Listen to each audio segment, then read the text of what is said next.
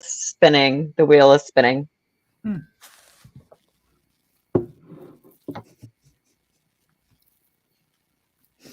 Okay, so we are live. It looks like we have Jen Matthews on the Facebook pages, and we have Winter moderating on Twitter. If y'all could comment in the chat so that we can confirm it's working and running smoothly on these channels, that would be amazing. And I'm also going to kind of pop in right now just to double check that all is running well. Okay, it looks like it's running. I think we can get started. Lovely. Yeah.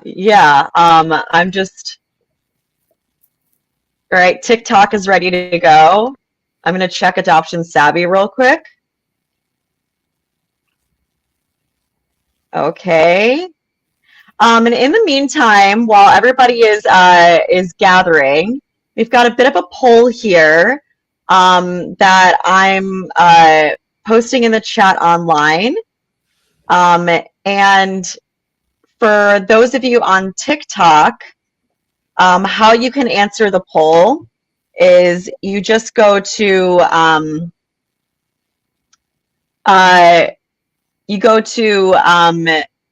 menti.com. I'm gonna post it, and I'll give you a code.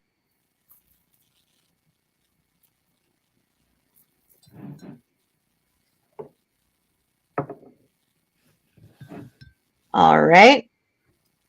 And I'm gonna drink coffee. Yes. So we're just waiting for people to trickle in, and we will be getting started very shortly. Oh. It didn't. We can hear you. I just did you just do one? Okay. Yeah. It great. doesn't look crazy. No, it doesn't. That's just silly to me. Okay. People get real life therapists. Sunday therapists. Yeah. So I put a poll in the chat for everyone who's joining. The question is, what is your relationship to adoption? Are you an adoptee? Have you relinquished a child to adoption? Are you an adoptive parent? Do you know someone who's adopted? Are you curious about adoption? Are you an ally? Or none of the above, or several of these? Spouses, siblings, someone else that's impacted by adoption. There could be some of those today. Mm-hmm. Yep. One of the potential answers is someone I care about is adopted. Mm-hmm. So please answer the poll. This will give us a sense of who is in the chat, who is watching today. I can see on TikTok we've got a lot of adoptees. Hey. And Jen, it shouldn't be in the Conversations About Adoption page directly. Remember, it'll be in that event that got posted to the Conversations About Adoption page, because now what StreamYard does is it streams to an event that they then post in the Conversations About Adoption page. So the event was posted yesterday. If you go down to 21 hours ago, it says Amanda Kari McHugh plans to go live via StreamYard. You click that event, and the event should be happening there.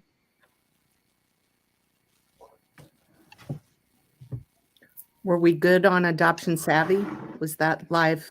I think she did streaming say there? It was, yeah. Yeah, it looks like it's streaming on Adoption Savvy. Yeah.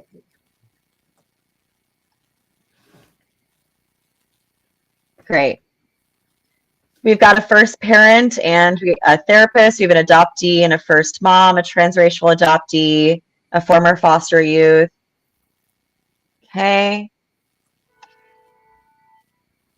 Well, it looks like we're having a little bit of trouble with the live and the Conversations About Adoption page. I'm going to post the poll once again in the chats. Okay. And just to give us a second to see if we can sort out the conversations about adoption thing. I don't want to wait too much longer. Okay.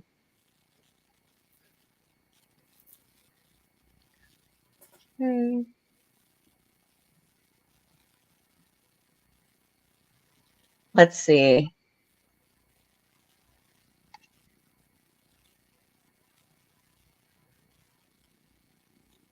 All right, it says it's logging into conversations about adoption now, so it should be posted there now. For some reason, it didn't log in before. So let's see if it's streaming there now. Thank you for letting us know. Okay, we've got Mary. I know Mary is a first mom.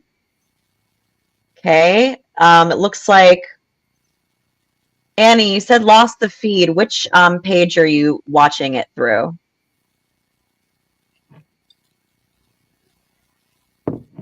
We've got Laura tuning in, who's an adoptee and has loved ones who are adopted and is interested in adoption reform. Okay.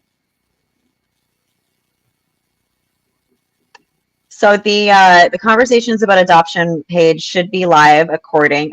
You got it back. Thank you for letting me know, Annie. Okay, I'm going to post the poll again in the chat for those of you who are tuning in from a computer.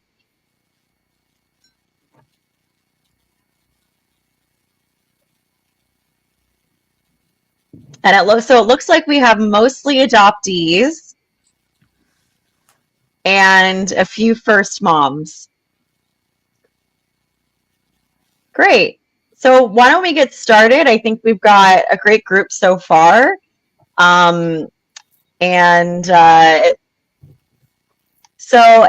I just put a link. It's menti.com. Do you see it posted?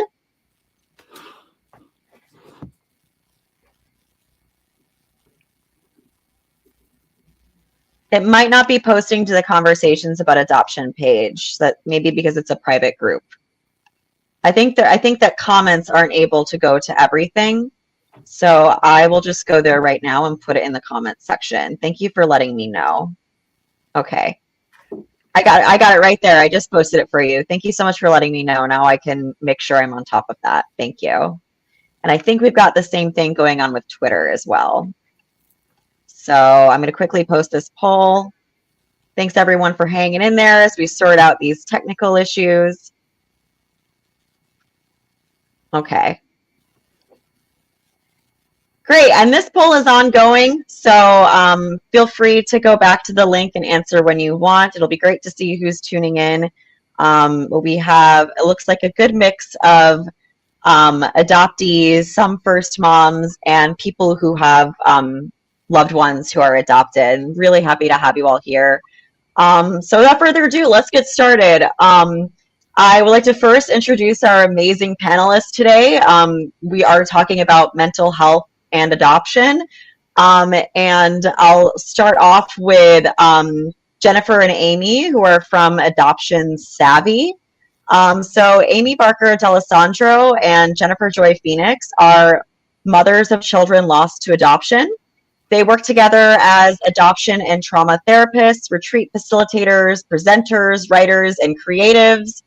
And they're both currently in private practice in Washington State, focusing on individuals and families impacted by adoption and foster care, as well as donor-conceived adults and their parents, those with DNA surprises, NPEs, MPEs, late discovery adoptees, surrogates, and others experiencing reproductive genetic identity issues.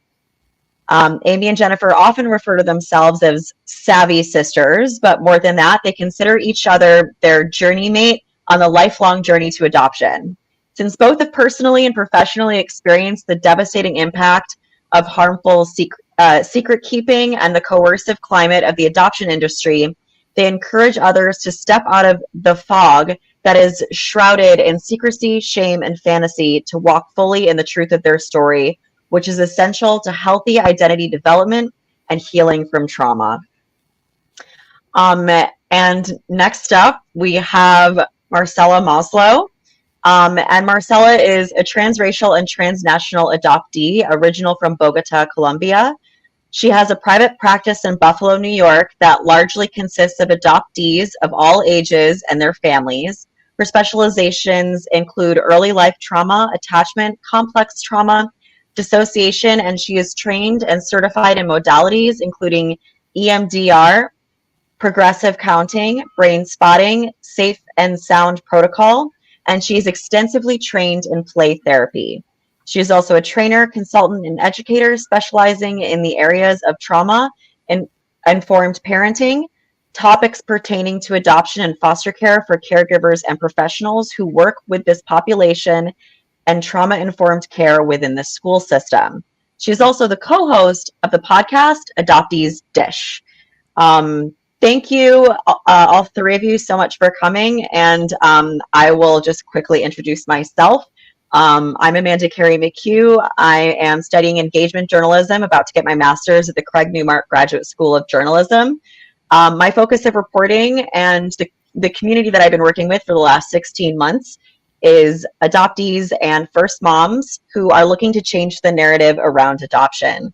So what we do as engagement journalists is we work with the communities to assess accountability gaps and information needs and try to figure out what we can do to fill those gaps. And throughout that time, I've done several surveys and I've had close to 200 responses.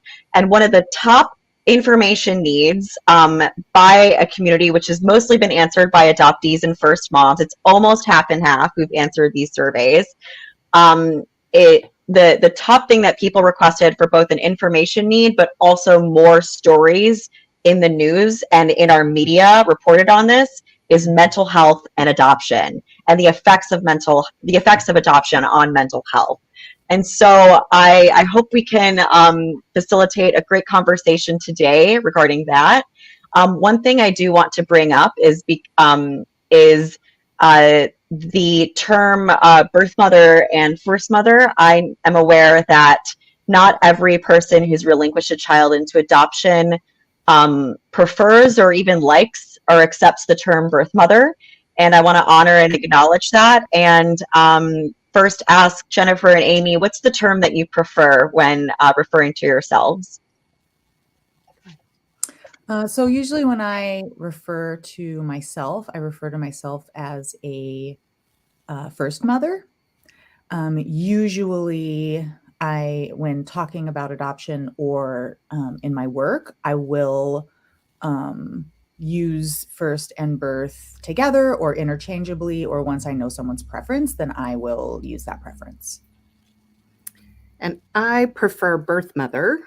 And as you can see, we work very closely together. But that was a term. I'm also an adoptee from the baby scoop era.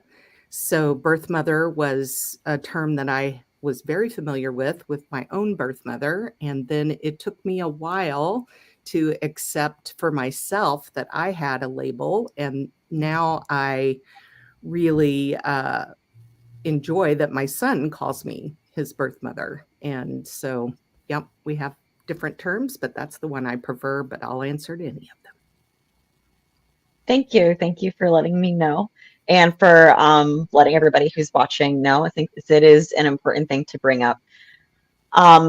So I think before we get started in the discussion itself, because this is such a sensitive topic, I think it's helpful to talk about community guidelines. Before I get into that, I do want to acknowledge that we have several moderators in the chat joining us today. And I want to thank Sarah for having us use their platform, Sajo the Adoptee Hag, on TikTok.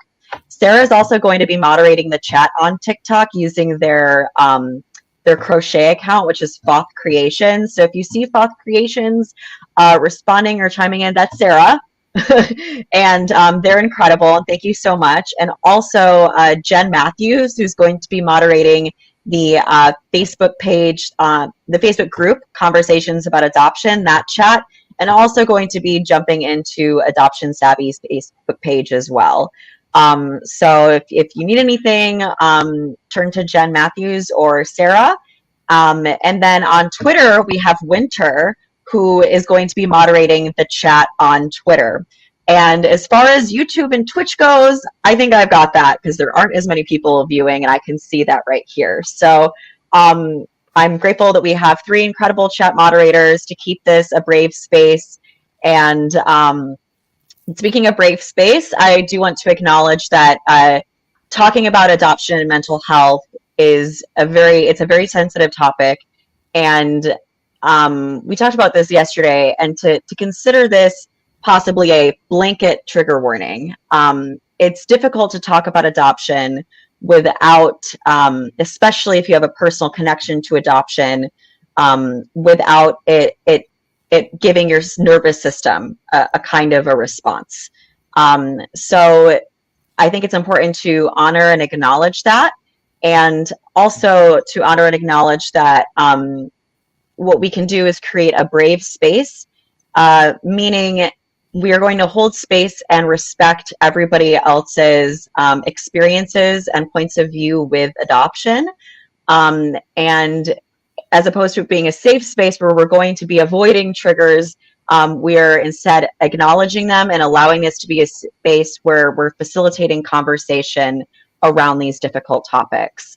So our biggest community guideline right now is to be respectful. Everybody is on their own journey with adoption, and if you don't agree with it, to please be respectful that is that person's experience right now. If our moderators or myself see bullying or doxing, you will be given a warning. And if it persists, we will be removing you from the chat. Also, acknowledging that, because adoption is a trauma, if you get triggered, there's a few things that would be good to pay attention to. And I would like to throw this to our panelists to talk about what does a trigger feel like in the body, and what can someone do if they notice that this is happening for them. Jennifer, why don't you take that question? Yeah, absolutely. So a lot of it is we take in all of the information happening around us, what we hear, what we see, what we smell, and it moves through our brain, and it has to pass through our limbic system, our amygdala, which basically senses for danger. So if something that's happening now rubs up against a wound or something that makes us feel uncomfortable, or an injustice, or anything having to do with a trauma that we experienced, if we remember it or not, our nervous system is going to turn on. So people might get incredibly uncomfortable or incredibly angry or need to step away. Sometimes palms might sweat. You might notice start fidgeting. Your legs might be, bouncing up and down. You might feel like the bad butterflies, and that's actually adrenaline being released into our nervous system. People's hands get sweaty. Sometimes their armpits might itch. They might get shaky. And any incredibly uncomfortable emotional response is a really good indicator that our nervous system has been triggered, which is where that language comes from.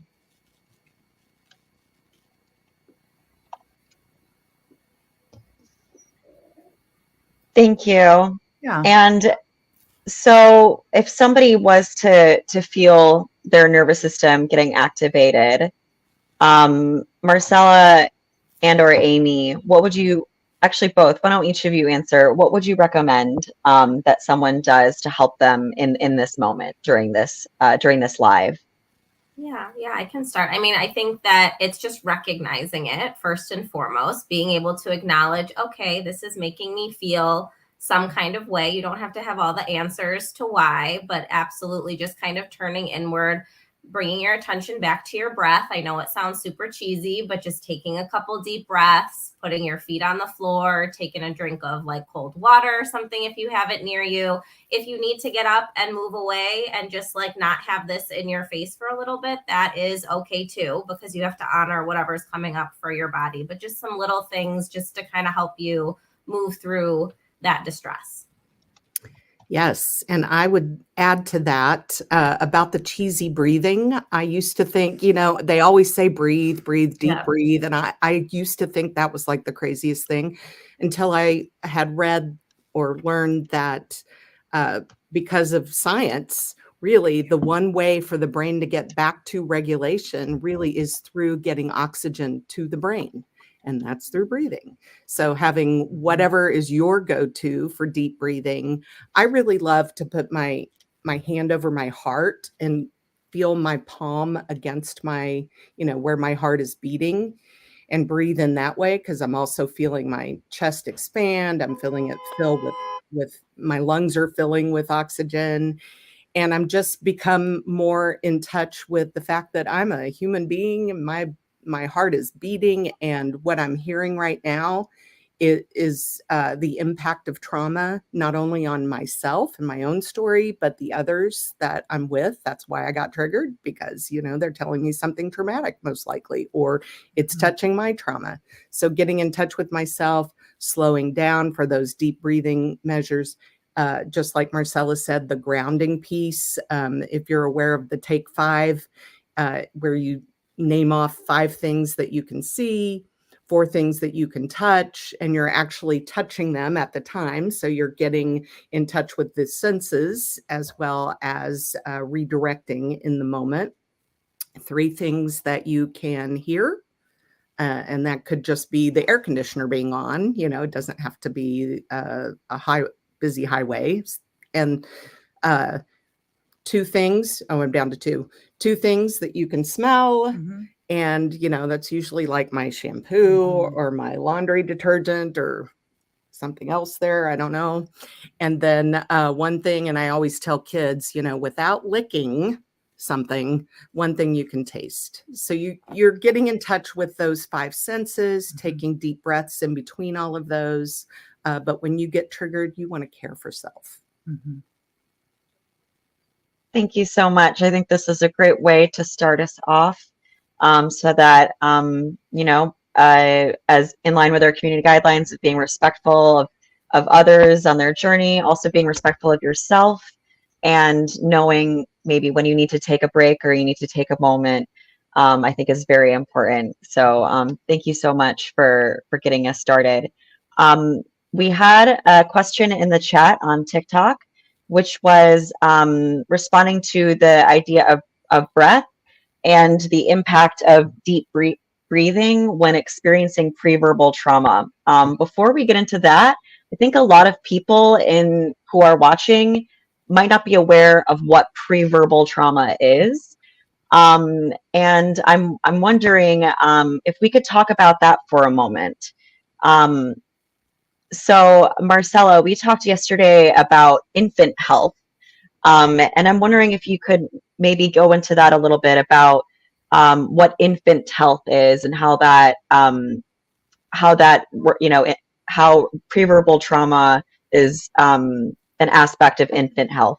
Yeah, for sure. So pre-verbal trauma is this really, really big, huge word that's out there. It doesn't necessarily have to mean that you're just an infant. Pre-verbal trauma is any time that you don't have an explicit memory of something, which is like when you have that picture memory, right? Of like, oh, yesterday I went and bought my Christmas tree, and I remember that very vividly. A lot of these things that we experienced very, very young, we have what's called an implicit memory, which is just, it's stored in our nervous systems. It's stored in our body. It can still get triggered. It can still get activated. We can still feel it just as strongly. And those memories are still just as valid. It's actually, in my opinion, sometimes for myself and for clients, more frustrating because we don't have a picture associated with it to be like, oh yeah, okay, that's linked to that. It's just, I say this felt sense and this knowing that something is there and something just doesn't feel right or feels really distressing. And so that is something that in terms of adoption is really, really prevalent among adoptees, especially since, you know, a lot of adoptees are adopted young, not all, but that those are things that impact the nervous system.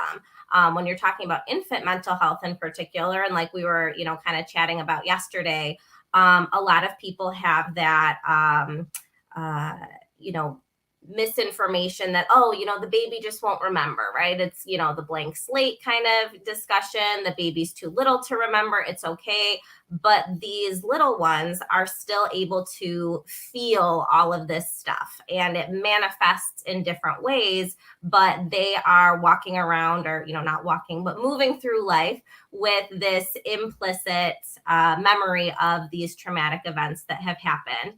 And I think it's really important to point out that happens before, you know, an infant even gets here. That happens in utero. That happens because of, you know, generational trauma that's passed down between, you know, other generations before this child is even on this earth. And those are things that, like, the domino stack is already forming before a baby even gets here. And then you add on things like, you know, they didn't get that skin to skin contact, or they were, you know, removed immediately after birth, or they were left crying in, you know, a hospital crib, or having to like move between different caregivers and stuff like that. All of those things that child isn't necessarily going to explicitly remember, but it may come out later on as this becomes an adult that really hates when things change, or really hates when there is any kind of uncertainty. And so that's ways that some of that infant mental health and pre-verbal trauma can end up impacting people later on in their lives. Mm-hmm. So in thinking about, you know, the blank slate theory, you know, I think that is one of the biggest myths. And I know that my adoptive parents were told that babies were a blank slate, and that it was often better for a child to be adopted at birth. They're less likely to experience trauma if adopted at birth. But I know in, you know, in the adoption, you know, in the community online that's talking about changing these narratives, we talk about adoption being a trauma. How might adoption show up as a trauma after relinquishment? I think we talked about relinquishment trauma as well. And I know that this can show up both for the first mom as well as the child. Since we're talking about the child, we've talked about infant mental health. What happens to an infant after they're relinquished, and what kind of trauma is that? I think I'd like to throw this question to Amy. So you think about, just like you said, we put baby gets put right on mama's chest as soon as the baby is born, because we know now how important that skin to skin contact is. And, you know, they've spent 9 months bonding in utero, and they know mom's smell. They know her, the sound of her voice. They know the sound of her heartbeat. Everything is familiar.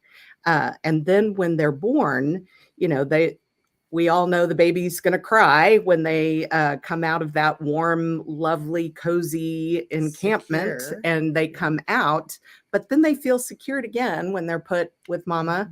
And the infant actually sees themselves as part of mom. They're still one. And so what happens at relinquishment, when the baby and the mother are separated, is that child all of a sudden has to prematurely individuate. They are no longer in that safe environment, and they learn eventually that they are on their own in the world. Even if they go straight into the hands of another loving caregiver, there's still, it's not familiar. Everything is unfamiliar. And that's why so many sensory issues become a part of this, is because it's an assault on all their senses. Everything that felt familiar to their skin and to their senses all of a sudden is unfamiliar. And that safety that mom provided is all of a sudden gone. And it's terrifying. And just like Marcella said, they go through a time of understanding that I'm on my own, and so I no longer can, all my resources have to be from within. And that comes out in many different ways. We see it in different kinds of behaviors. So I'm going to pass to my partner here because she usually dovetails really well. Yeah. And I think to kind of address and then how do we see that manifest, right? Is if a 5-year-old is removed from their parent and experiences adoption, they grieve. That child will grieve, right? If an adult is removed, right? If a parent, anytime that we lose that connection to that parent, there is grief there. The infant also experiences grief. Yes. Mm. However, it's much too early for them to developmentally cope with the overarching, grief is a physiological experience. It goes across cultures. It is a human experience of grief. And so when we experience something that is greater than our ability to cope, that's a trauma. And I hear a lot like, oh, I don't think I have trauma from my adoption, or no, I adopted my child at birth and they didn't experience a trauma like gun violence, or they didn't experience a trauma like maybe even abuse or neglect. Sometimes and often adoptees do, but even after they're in their adoptive home. But it is a grief in infancy is trauma. And so, and how trauma presents in childhood are through what we see as behavioral issues. And so we'll see kids that either are incredible people pleasing, almost like, and there's a deep internal drive to never let anyone ever feel disappointed in them.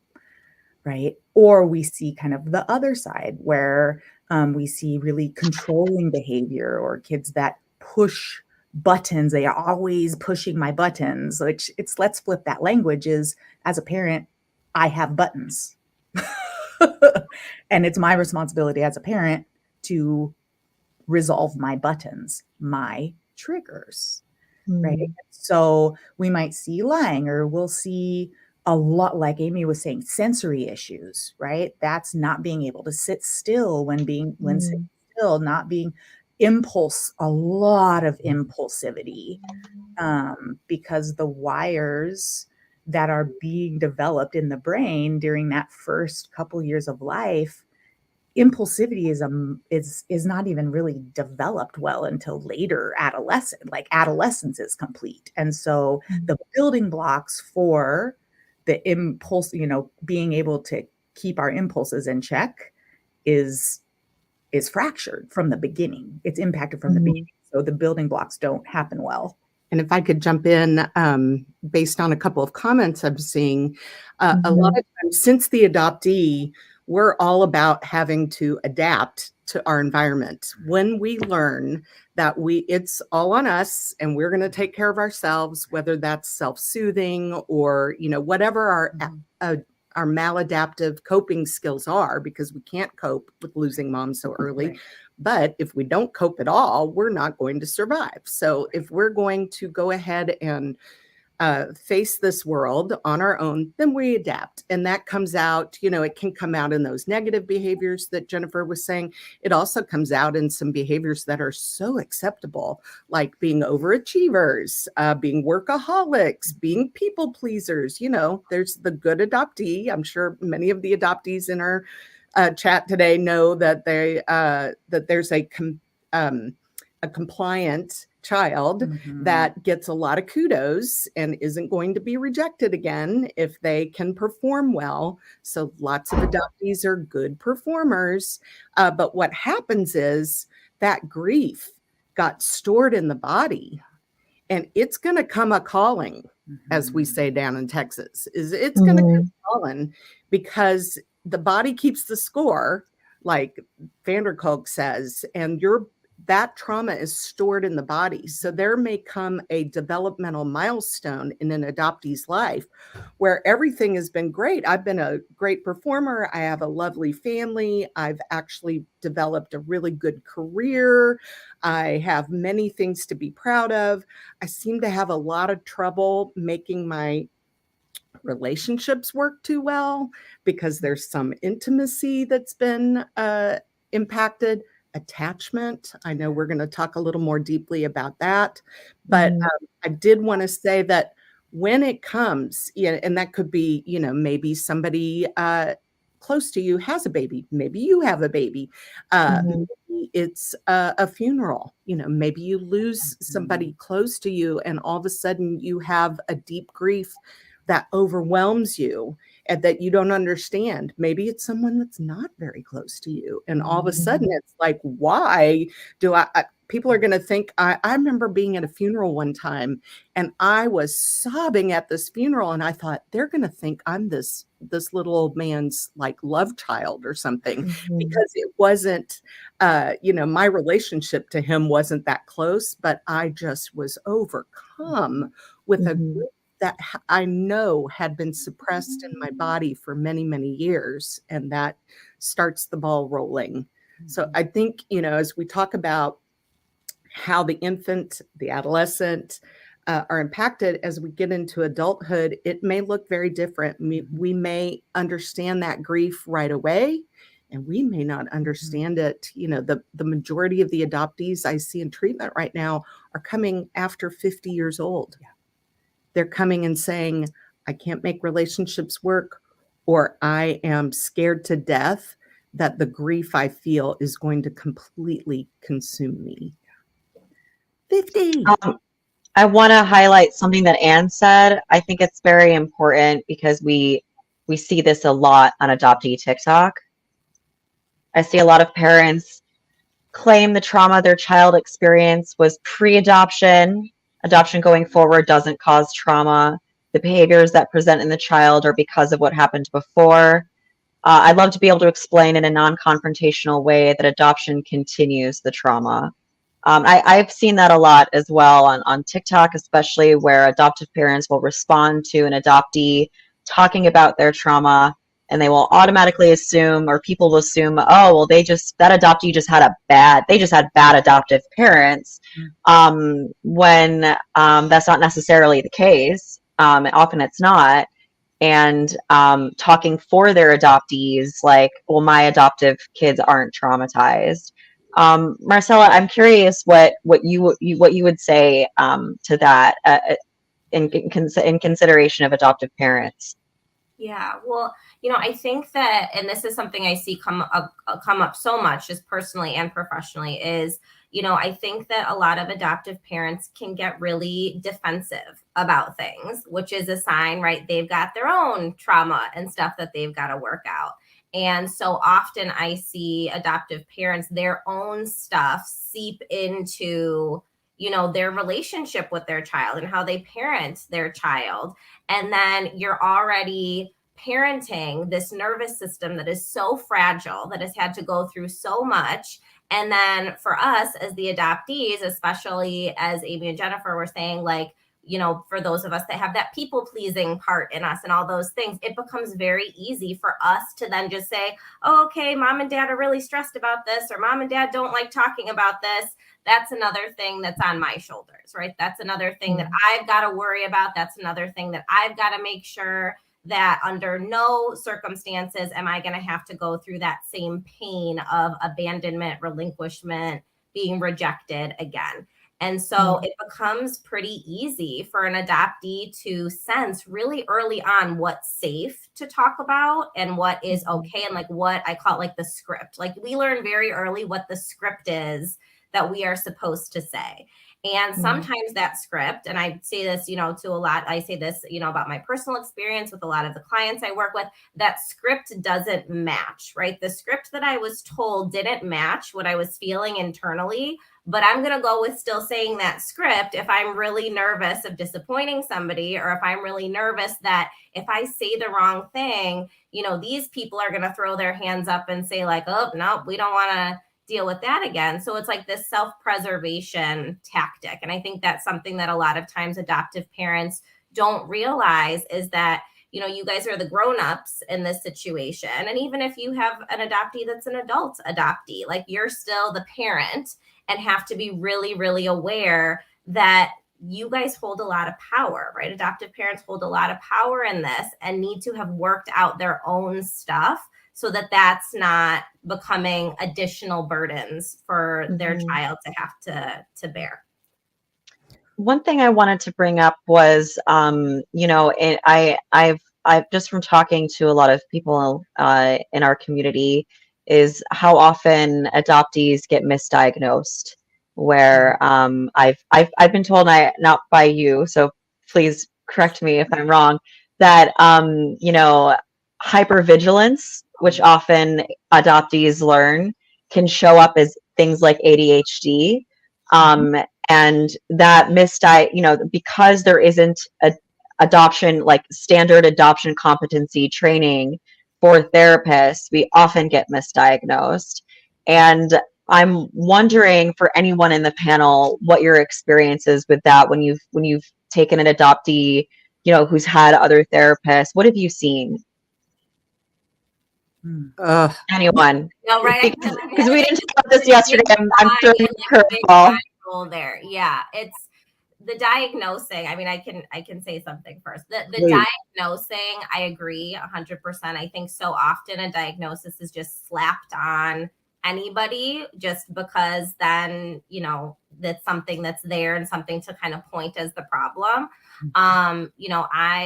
I get that it's hard because a lot of us as mental health providers, like, you have to have an insurance, or you have to have a diagnosis in order to bill for insurances. They want to see that, or else people can't get services, right? So it's like this really hard, rock in a hard place situation of like, I have to give a diagnosis, but what is at the root of any diagnosis is trauma. Like, that is the big thing that I think is missing and kind of disconnected is, yes, somebody can absolutely be depressed. And I see a lot of people come in and say, oh, I'm so depressed. I don't want to leave my house. I'm just isolating all the time, all of these things.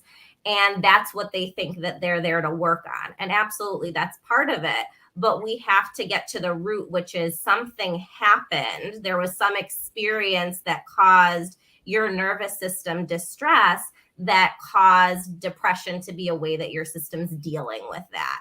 And so that is something that I'm really intentional about talking to my clients about, because I don't think it's helpful to just have a diagnosis slapped on you and then have to be like, oh yeah, I have RAD, or oh my gosh, yeah, I have, ADHD. It's like, no.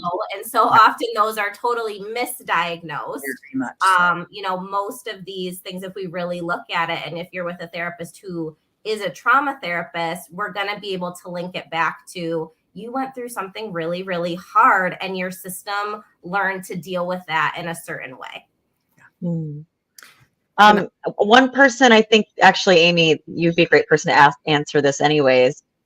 In the chat on TikTok, first moms still not properly diagnosed. And we haven't really talked about how first moms experience trauma yet. I'm sorry to interrupt you, but shift to that. Do you want to shift to that, to first moms? Like, well, I'd love to hear what you're going to say first, and then yes, let's shift. Yeah. Well, I wanted to teach you guys a word that we learned just recently from the Right to Know people who have been working with Concerned United Birth Parents. And as we continue to have more DNA discoveries for a lot of people who are just now learning about trauma in their bodies, late discovery adoptees. I think we have some today here. But there's a word called monocopsis. I think I'm saying it correctly. But it's the subtle but persistent feeling of being out of place. And when we talked earlier about how we want to say all the trauma happened at relinquishment, and certainly when we shift to talking about birth and first mothers, we're going to see how, devastating that is and how traumatic it is for both sides. We talk a lot about the dyad of, the mother and the child. But that after adoption, there are pervasive things that adoptees have to do. And Marcella was talking about having the script. I tell adoptees a lot of times they were adopted to meet needs. If there's a parent or a couple that's struggling with infertility and they have not done any of the work around their inherent grief of not being able to have their own biological child, if they haven't done that grief and a new child has come into the home, then that a lot of things are going to be projected on that kiddo, and not just as they're a baby, it's projected out through a lifetime. And so having some standards that they have to live up to or meet mom and dad's needs to be that child they couldn't have. The child is missing something called genetic mirroring. And we're learning more in the online community about genetic mirroring and what that is. But when that's missing in an adoptive home, it has an impact on the child. My adoptive family, they're all little tiny bitty people. My mom was 4'11", and I'm really not that big, but I felt like an Amazon woman growing up in that household, because even though I might blend in, so to speak, with race and even maybe some of where our ancestors were from, I'm not built like them. I don't look like them. We don't have the same talents. My son grew up in a home that's not musical at all. And he and I share a musical talent that he wasn't nurtured in a way that it could have been if he'd had some mirroring even in that way.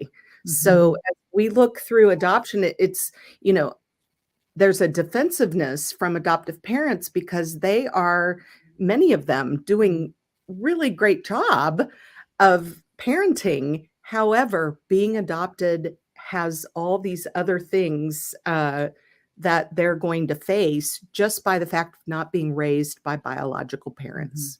We can't get away from it.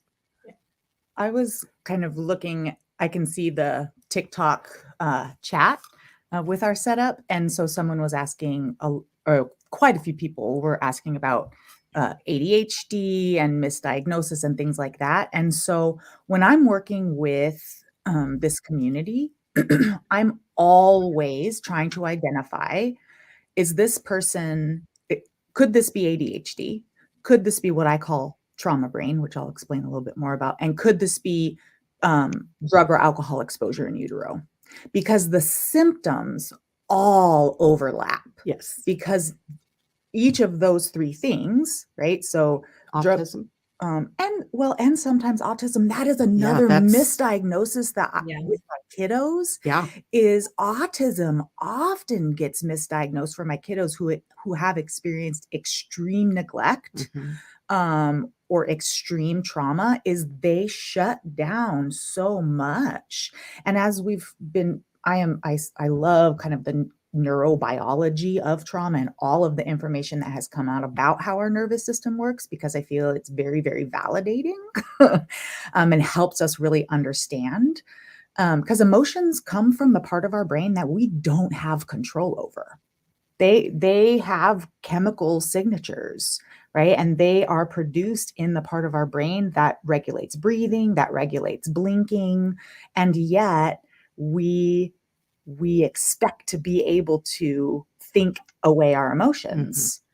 But once we're activated emotionally, blood flow stops flowing to the front part of the brain, which is where our morals, our thinking, our The beliefs, higher functions. all the higher functioning. And so for that, what we say is that developmental trauma, when that infant is grieving and that child, right? When there is grief, when there is that stress of the relinquishment trauma, their bodies are pumping out stress hormones all the time, all the time.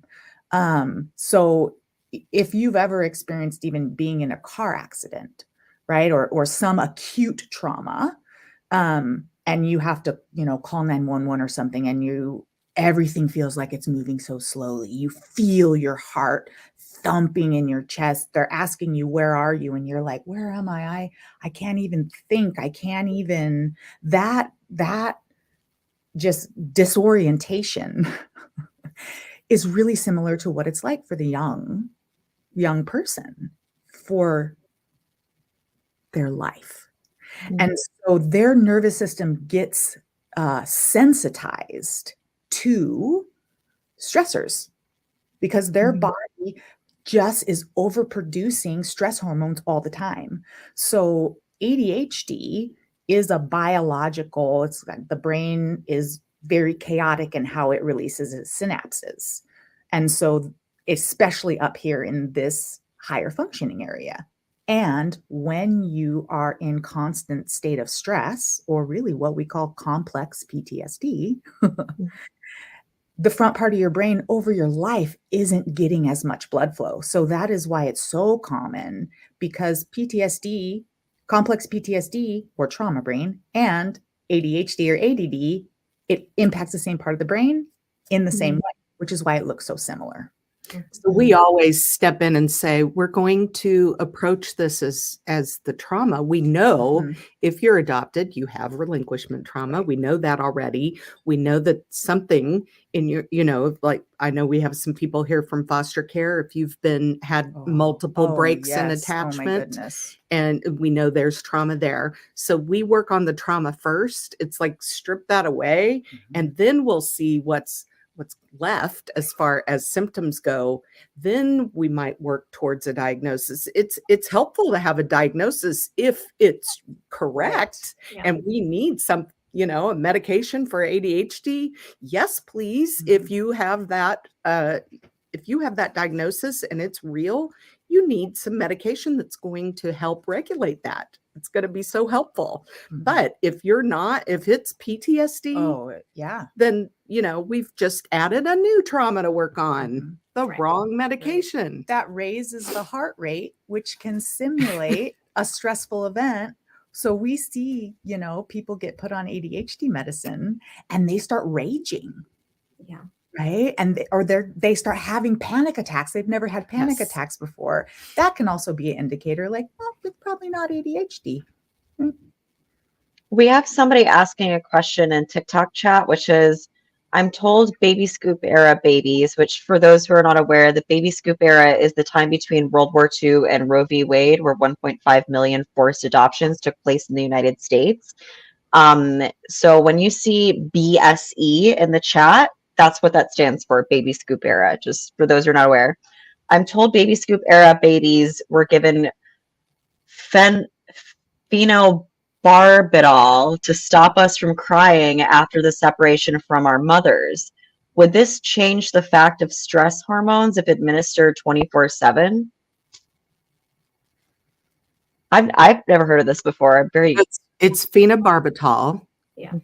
And I'm not a prescriber, so I probably really shouldn't talk about medications. However, I will say if you give an infant something that's meant to suppress their nervous system and their any kind of, if it's NyQuil, if you're giving them anything, you're impacting a developing brain, number one. So we're getting in the way of what is naturally supposed to be happening in the brain.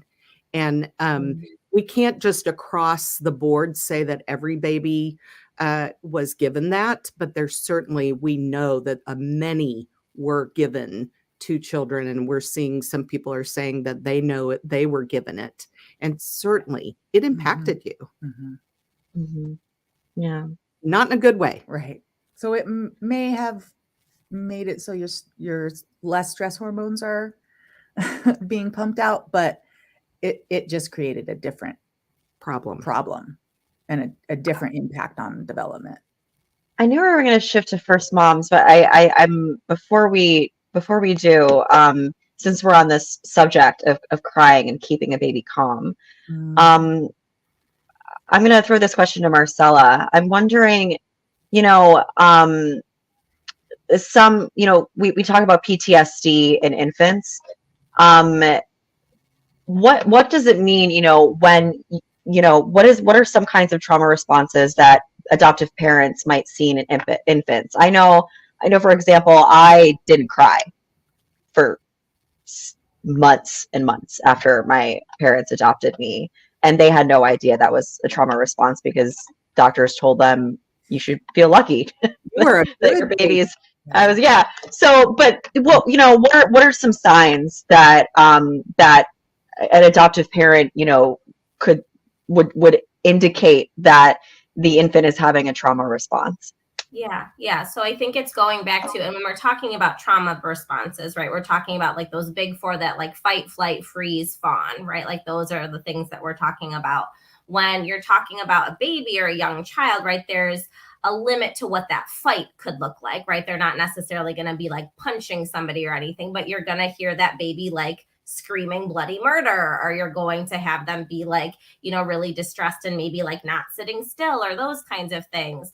What's really hard is that like babies can't really get away when they're really, really tiny. But when you see a child a little bit older, they may stay off in a corner, or people might come and get close and they're like running in the opposite direction because that feels really scary. You see the kiddos and even babies that just kind of, I tell people, it's almost like you get that glazed over look in your eyes, and it's just like you're physically there, but you can tell that like there are no lights on inside, and it's just that kind of like frozen, kind of dissociated state. And what I tell a lot of people, especially when we're talking back to like the infant mental health, is, and I've witnessed it firsthand, and it's tragic, right? Like that baby will put up a fight in the beginning. That baby will cry. That baby will try anything to make sure that their mother can come back and soothe them. And no matter like what other person does it, that baby's just going to cry, right? That baby's going to be red in the face. Like their little lungs are going to be, pumping all of these things. And then at some point, that baby kind of succumbs to the fact, like the person that I want to come is not coming. And then you just hear them go quiet. And it's like the most like just chilling quietness, because it's like you're literally seeing and hearing that baby just like give up and just be like, nobody's coming. And that's where we were talking about earlier. So early on, that shift can happen of, can't trust anybody. I'm in it on my own. I just got to figure this out myself, even though there is zero capacity for an infant or young child to be able to do that on their own. Like it's literally just not how we're neurobiologically wired. But those are some things that a lot of parents, adoptive parents, kind of chalk up to just like behavioral issues. Oh, you're having a temper tantrum, or oh, you're, not engaging, or you're being rude. Like those things get mislabeled so often, when actually it's a sign of like a massive amount of distress.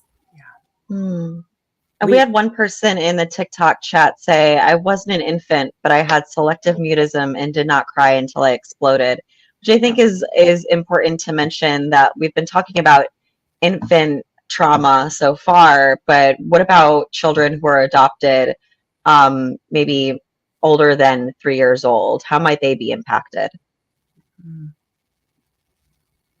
Anyone? I saw Amy wanted to chat there, so we'll pass the baton over.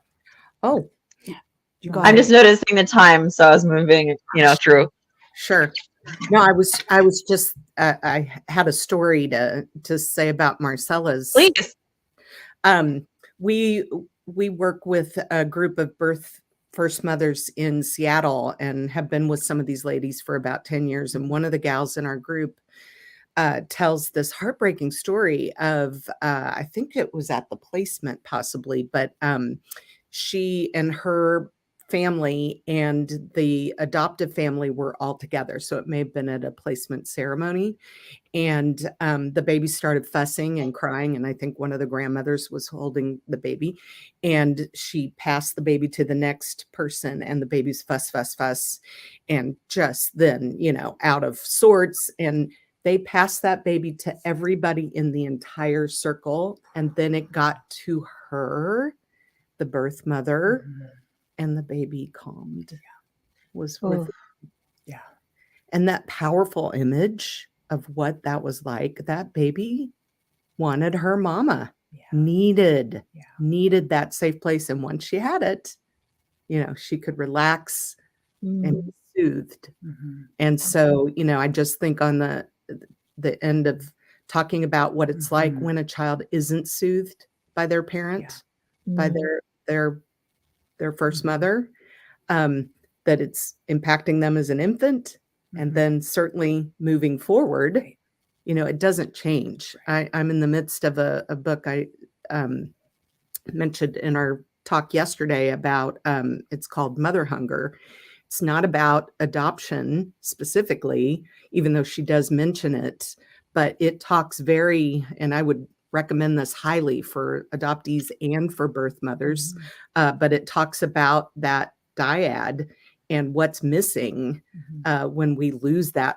Even if it's not relinquishment, it could be just from having a neglectful mother, but it talks very deeply about that connection. Marcella mentioned how we're wired for one another. We are actually scientifically wired for our child. They are wired for us. We are not replaceable. Obviously, there's times that we have to have someone else step in, but we don't replace babies with another baby or parents with another parent. We're not physically wired for that. And I think had an idea when you were saying, can we shift to kind of children and adolescents and older? But will you remind me, Amanda, what the question was? Oh, yeah. So somebody in TikTok said that they were, they were adopted at 5 years old, and they had selective mutism. And I think, so far we've been talking about people who are adopted at birth. And, just acknowledging, that adoption trauma can happen when you're adopted at any age. Yes. Yeah. We're always moving through different developmental stages. And so I know in infancy, thus the first year is all about developing the ability to trust or mistrust. And it's all so much of it's in our subconscious. It's all in our subconscious. And so how it's going to present for an infant that is experiencing that trauma the first year will be, can I trust myself to be able to handle this? Can I trust that though you don't want to cause me harm? Baseline, right? Can I trust that you're not out to get me? And can I trust that the world isn't going to smite me, or well, of course this is happening to me right now. This always happens. That would be an indicator of baseline trust or mistrust. I wish I had my list in front of me so I knew off the top of my head what the around 5 years old is, but we have to take into account when we're 5, we are also the same developmental age we've always been, carried to that 5. So things like how many breaks in attachment, how many different places did that person, or how many different caregivers did that person have? Because we know the more caregivers is linked to negative kind of outcomes. Was there trauma happening leading up to having there to be placement? So I think, right, it's, at 5, you might have some memory of your previous experiences. But again, at 5, you're still not developmentally able to cope with a placement. And so I hope that answers the question. But we see grief, we see shame so often instead of feeling that natural kind of guilt. Like guilt kind of exists to communicate that something we're doing or something that's happening is out of alignment with our values or our ethics. That's really the purpose of guilt, right? It's to like give us opportunity to reset course. However, for someone who has had any of these disruptions in childhood, any caregiver disruption, right, they're going to err towards feeling shame because there's been a core wound to identity.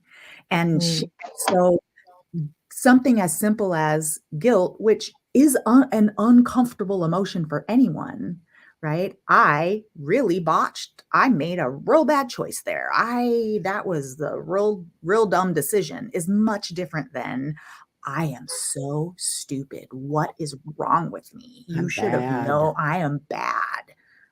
No one wants me. I'm unlovable. Yeah. So we see shame being something that is very, very sensitive. We see grief, like Amy was saying, grief builds upon grief, builds upon grief, right? If I've lost my parents and then I watch a movie, or I have a friend that loses their parents, their grief is going to remind me of the experience of grief losing my parents. I think trust, huge. We see so many adoptees, even just, I'm always going to have to do things myself. So I'm not going to allow myself to have needs, right? I'm not going to allow myself. That's a big one, because if we have needs, we have to be able to state them well. And if we're going to state our need to someone, it's incredibly disappointing when those people can't show up for our need. And so even a disappointment relationally can be devastating. So I just won't. What do you need? I have no idea. Well, and for that baby where the caregiver never came, they learned really early on that their needs are not okay. Right. Because when I cry and need my diaper changed or I need to be fed and nobody comes, then, I really don't have a right to have a need. Right. Yeah. And that's pervasive. That can be throughout your lifetime. You'll struggle, we have to work through it. I think also, do we move through the world assuming ill intent or assuming positive intent? That's a huge indicator. That is directly related to experiencing trauma, right? And everything's a sliding, everything is a scale, everything, right? So maybe I move through the world mostly assuming positive intent, but that could go the complete opposite direction. And we look at codependency. We look at not being able to see red flags or even knowing what red flags are, all the way to every single person is out to get me. And I now have intense social anxiety and I can't even leave my home because there's right. And everywhere in between. We have a lot of people in the TikTok chat and also here, but especially TikTok, echoing what you're saying and saying, it sounds like you're saying my internal dialogue and this, and this really hit. I'd like to just take a moment just to let some of these thoughts settle. And I'm going to put a different poll in the chat, which is just to put a couple of words on what mental health and adoption, what do you think of when you think of mental health and adoption? And I'm just wondering what we're all thinking right now. You just click the link and we'll see what people have to say. So let's just take a moment.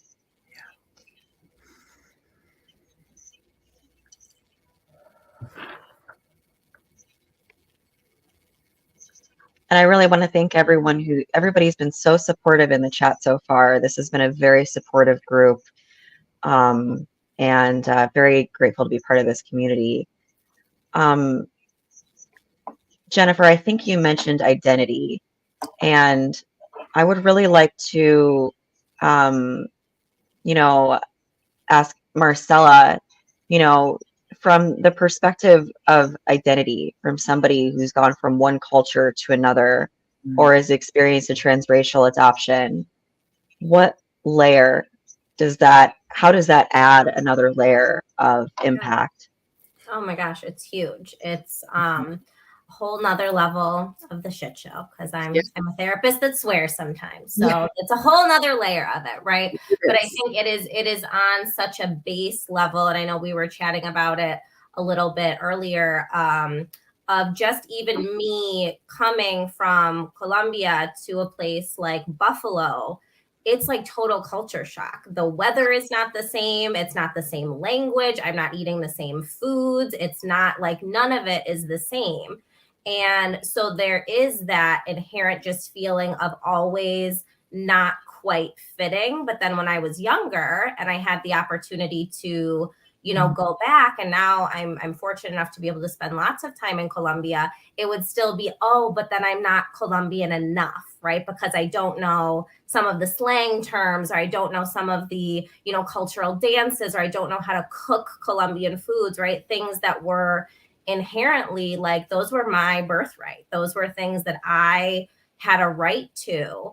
And coming here and being adopted and surrounded by a white family who, yes, they value going back and having me have exposure to my country, but they could not teach me how to be Colombian. They could not teach me how to walk around Buffalo, which is a hugely segregated area, and be able to deal with things that were said to me, or be able to teach me what it's going to feel like to be the only minority in a classroom, or if there were racial slurs that were getting thrown at me. Their experience didn't lend to teaching me how to do that. So it's another way of being isolated. It's another layer of isolating with this identity stuff, because I had to figure that out by myself, right? I tell people all the time, I had to fight for a fraction of being able to connect to my country and my culture, whether that was through learning the language, whether that was through going and living there, whether it was through,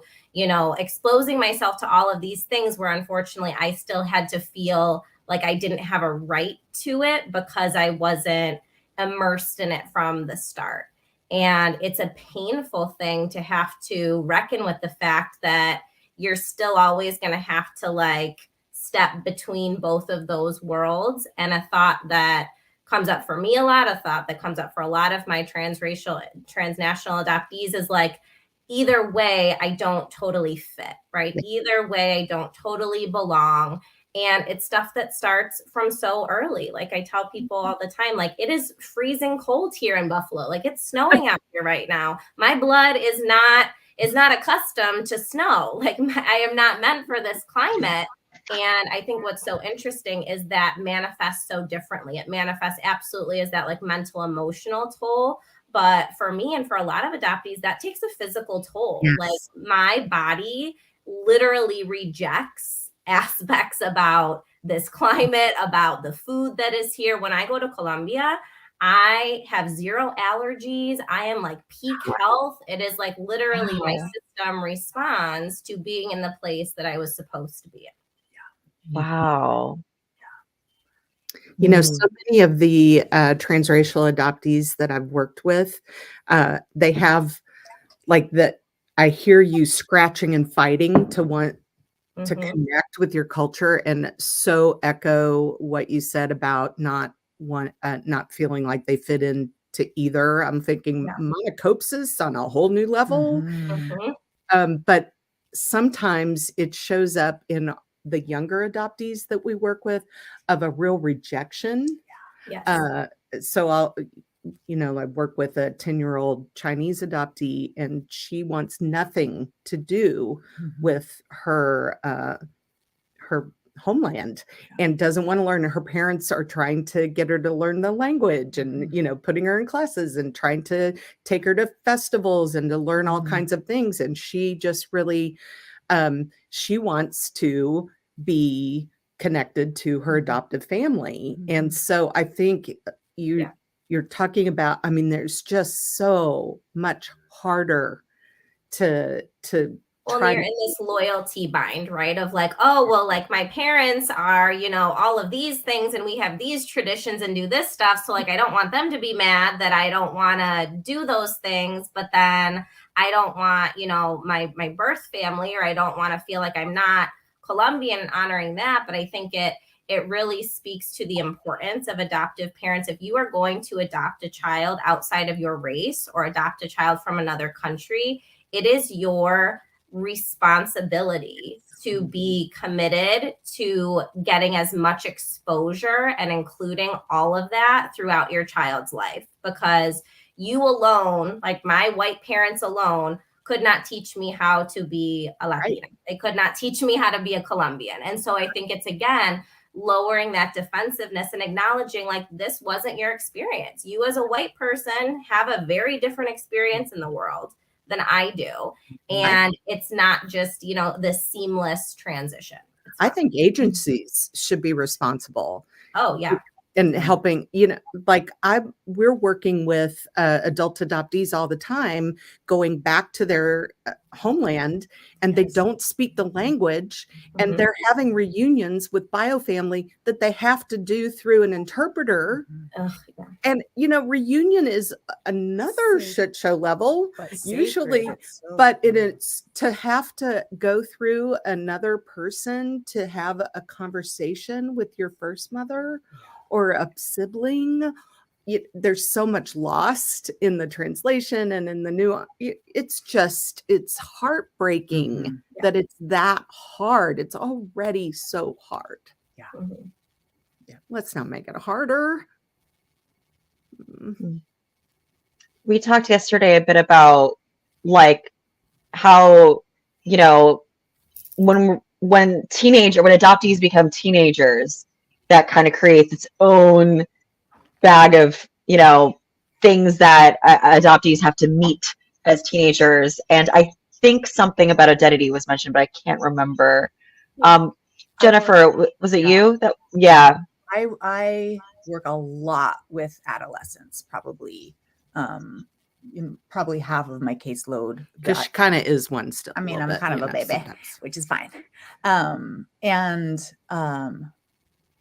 So probably half of my caseload is between second grade and I'd say high school. Graduating from high school, I had 3 graduate and are from high school this year and like 3 last year. So that adolescent stage, and that is when that's when identity is happening. I mean, my goodness gracious, for someone who has lots of secure attachment experiences with their parents, doesn't have any developmental trauma, middle school is awful for everyone. It's the worst possible place because it's differentiating. Yes. Right? Or detaching. It is literally the brain's pruning away things in order to develop honed skills and preferences and what do I like and who am I?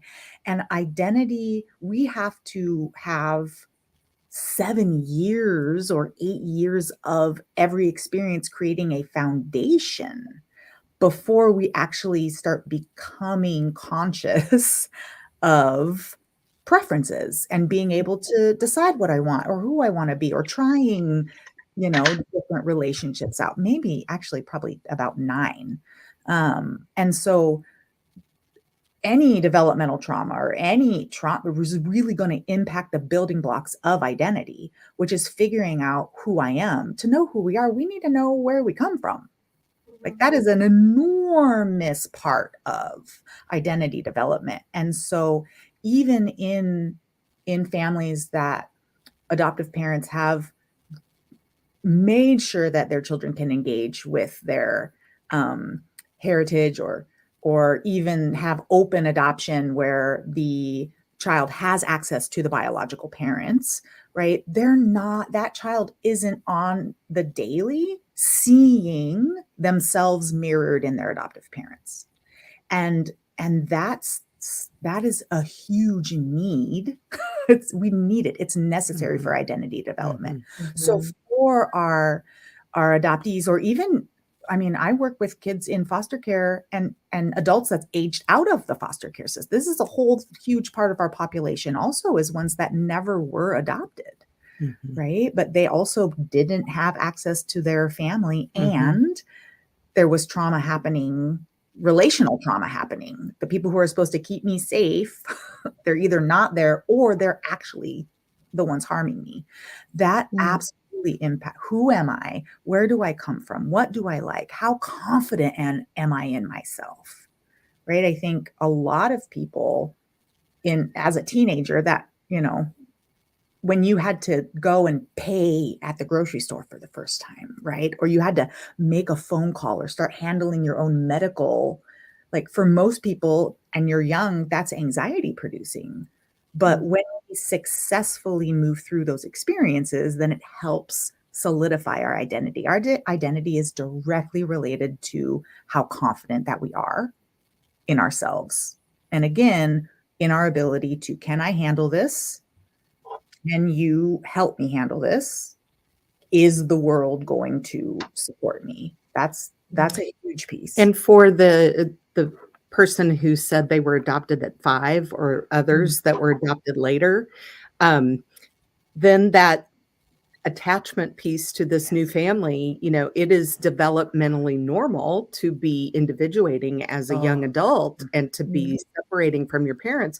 Well, what if you just got adopted by them?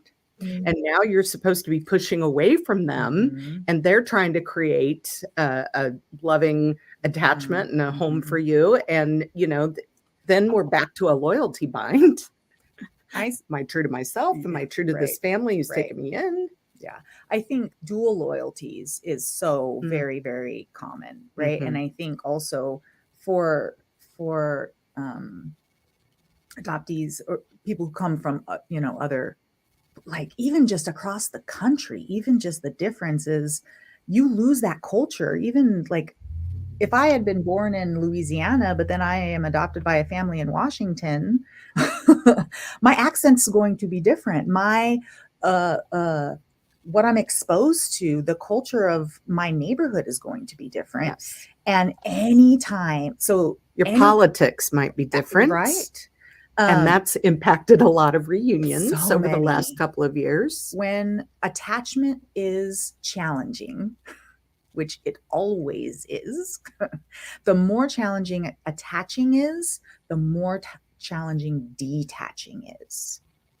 So in the separation and navigating that is tumultuous, even if they're 5, even if they're 5 months, even if it's at birth. That is a tumultuous, painful, internalized experience.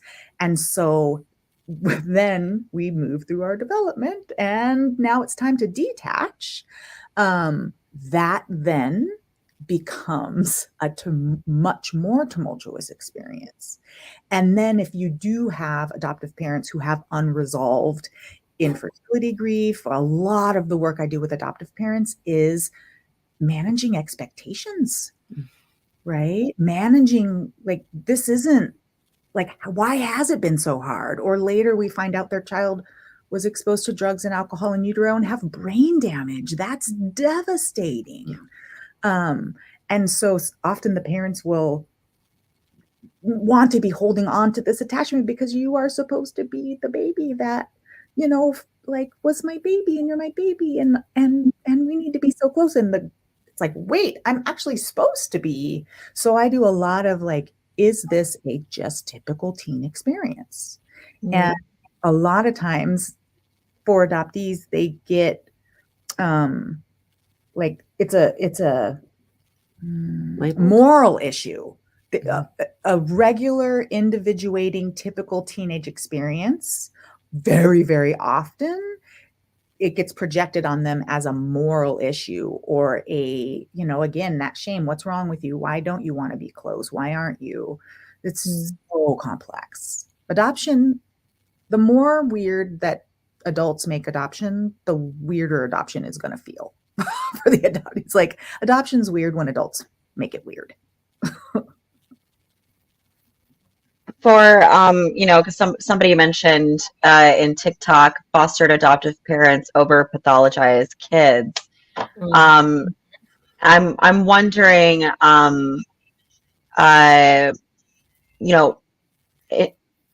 with that being said, why do adoptive parents, and by the way, for those who are not aware, if you see APs in the chat, that stands for adoptive parents. Why do adoptive parents tend to shy away from acknowledging that adoption could be the cause of some of these issues?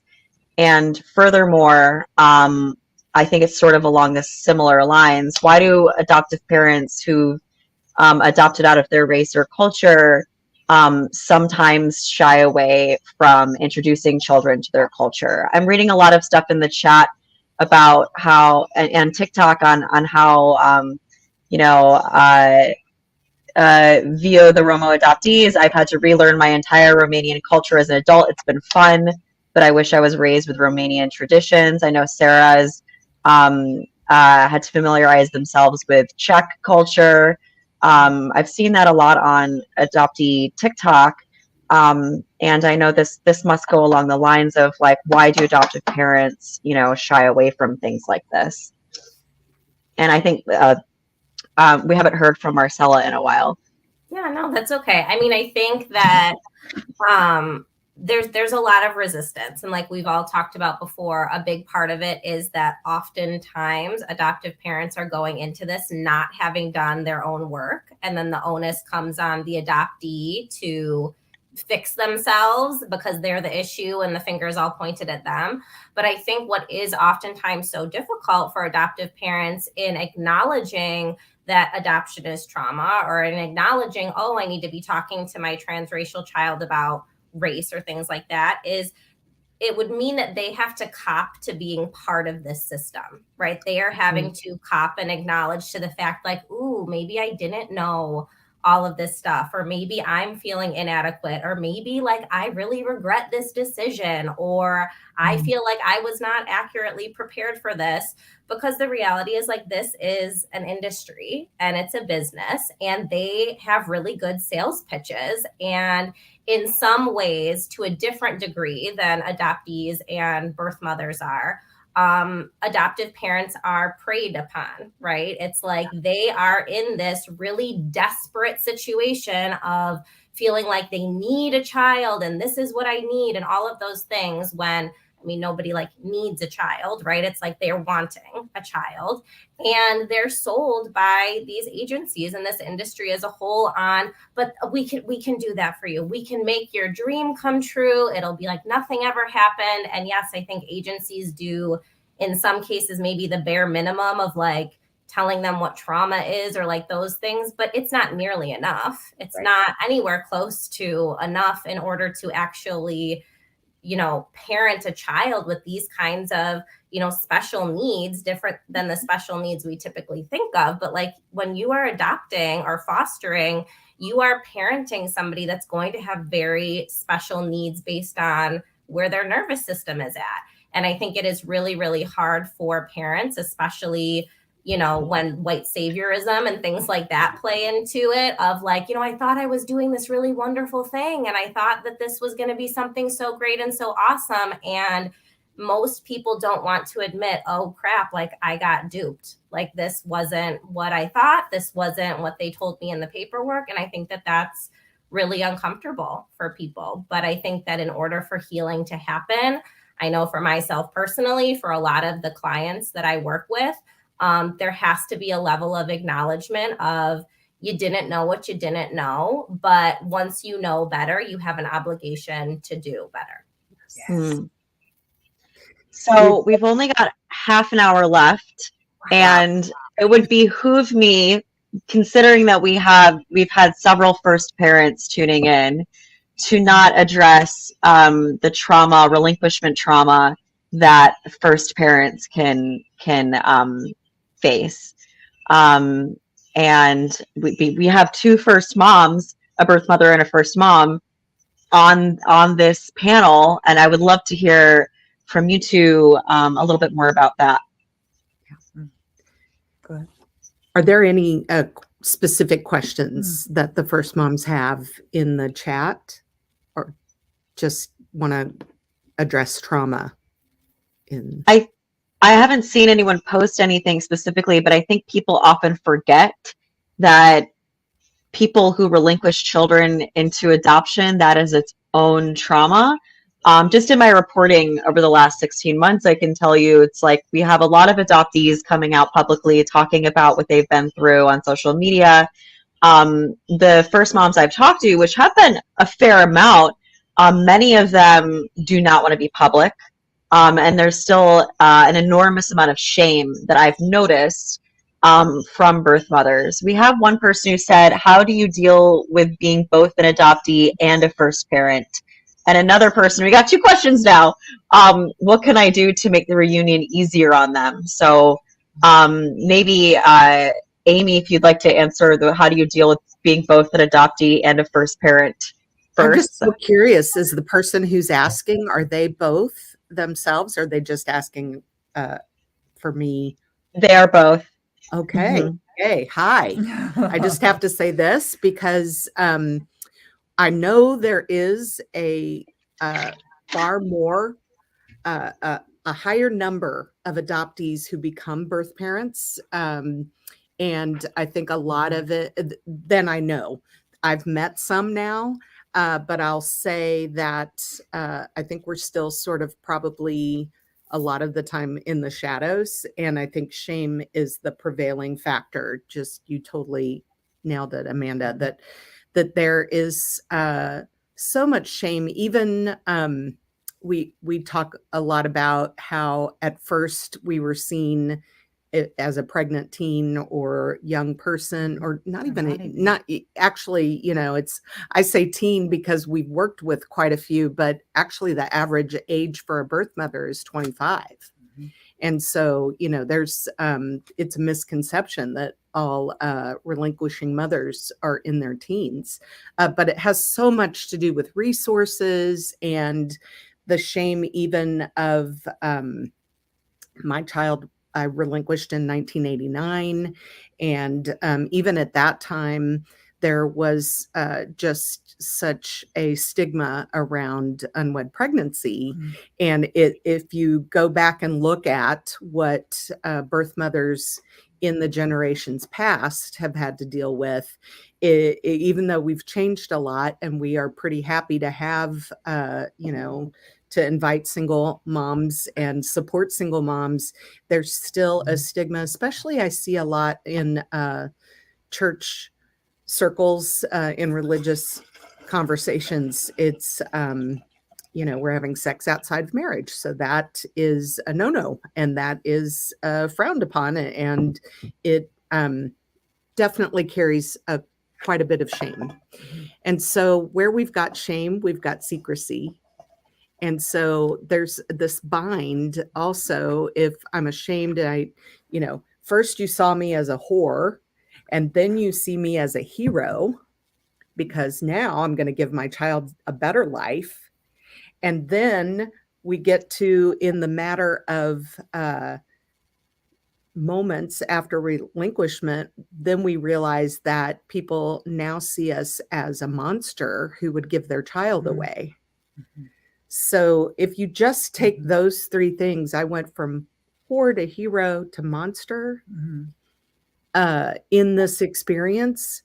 That is why the lid is shut down so tight over a secret that we're not going to let anybody in on. So a lot of the birth mothers that we work with, anonymity is so important still, just like you found, Amanda. They don't want to come out of the shadows and be outed as a birth parent and have to face, not only now we've got those 3 things, and we have the fact that we've kept a secret from people who love us. And so now we're, villainized because you didn't love me enough to tell me this. But back to your question, how do we handle being an adoptee and a birth parent? And I want to say, for the adoptees who have become birth mothers that I know, And, There are and several in the TikTok chat, as it turns out. fabulous. Yeah. We need to be our own community too. We need to all meet up. So please email me. But we were in a culture that believed that adoption was a fantastic solution to the three-sided problem. That infertile couple who needed a child, that bastard child who needed a loving home that had resources, and of course that, bad unwed mother. The perfect fix for that was to have an adoption plan or place this baby. And so for me, I grew up in that environment, and we had foster children in and out of my home all through my growing up years. And so adoption was praised, and it was, the solution to everything. So when I faced an unwed pregnancy as a young adult, of course, that was the natural thing to do because everything that I had heard, I grew up in an atmosphere of my mother's infertility, her, I being the need meter for her infertility. I was now going to be able to hand that off to someone else. And so I grew up and please, I don't want to push the envelope too much, but it's almost like a child that grows up in a cult believes something very different. And I believe, having grown up as an adoptee, that I believe I was unable to see outside my home at the things that Marcella mentioned of people being duped and people being coerced. I feel like it was just a natural progression for that to happen to me. And I hate that. I honestly hate that I made a decision that really I feel like I didn't have much say in, even though I'm the one who signed my papers, even though I'm the one who made that decision officially. My parents said, you will make the right decision like your mother did. That was handed to me, and I am the compliant adoptee. I was going to be the good adoptee and do exactly what they wanted me to do. And I did. And so that question of how do we handle being both, I'm going to tell you right now, it's one of the hardest roads a person, I believe, can face. Just like Marcella was saying, I think her road as a transnational adoptee is one of the hardest roads that somebody can face, because it's not only another layer, it's your whole life. And so for me to be an adoptee and a birth parent, this is my life. This is my whole life. I don't have other children because I fit into that group of women who had secondary infertility, meaning that after we had our child and placed our child, it impacted our reproduction. How could I have another child after that and say to my son, I placed you, I gave you up, and yet I kept another child. Birth parents, go the other way and have plenty of other children. But I think there's a lot of misconceptions, just like we were saying, the blank slate. There's a misconception for birth mothers that you're just going to go on with your life and you're just going to forget this ever happened. You're going to forget that you were biologically wired to a child who was the love of your life the moment you met them. You're going to forget that? Yeah. I don't think so. Yeah. I, on the other hand, had no experience in it. I knew nothing about adoption. I grew up my family was very poor. We lived in a very kind of, what I knew of adoption was my friends would get taken by CPS and sometimes not come back. Like that was my experience. And so, and also it was very, very common. So I did happen to get pregnant when I was 17. So I'm not, we think and assume, birth parents are the young, but like Amy said, they're in their 20s. But I happen to be on the younger side. And it was common for people growing up around me to get pregnant. Like that was just a thing that happened. And so when I got pregnant and anytime there's adoption being considered or an adoption happens, it is an unplanned pregnancy. Like, I mean, I shouldn't use any time, right? But it is an unplanned, it is a, oh my gosh, what in the world, regardless of if you have incredible amounts of supports or no supports or hostility towards it. Mm. And I want to kind of address, we haven't talked a ton about attachment and attachment theory, but for people who are wanting to do their work or they're finding themselves so impacting and they don't know what to do and they're get to know attachment theory. Mhm. An incredible website called the Attachment Project, where you can actually take an attachment assessment and then they give you like a write-up and ideas on what you can do to help shift your attachment from an insecure attachment, which is it's just a pattern of relationships we have with people and how we interact with the world, to more secure attachment. And so what I do when I'm working with, you have to parent adoptees differently than biological children. Mm-hmm. You have to therapeutically parent because something as seemingly simple as timeout is actually like the equivalent of for a combat veteran on the 4th of July hearing a firework, right? Like it is that separation. And that's so common. So you have to. Well, because you're rejecting. Yes. It's the worst thing you can do to an adopted child is reject them. Right. But go to your room. So anyone who places a child for adoption doesn't have secure attachment. And secure attachment's also called free attachment, meaning I feel free to show up as my full self in this relationship. And you can see me, you can know me. I know you'll choose me. And if you don't choose me, that's okay. And I feel free for you to be yourself. And if that means we spend time together or you go on trips, it's not disruptive. So for birth parents or first parents, women who have relinquished children for adoption and men also who have an opportunity to be involved in the decision-making process, they're coming into this with anxious attachment, with disrupted attachment themselves. And so because when you have a secure attachment and those people in your life, your parents who we kind of inherit our attachment style from our parents, and then it moves into adulthood in our intimate relationships. Securely attached parents are going to show up for you.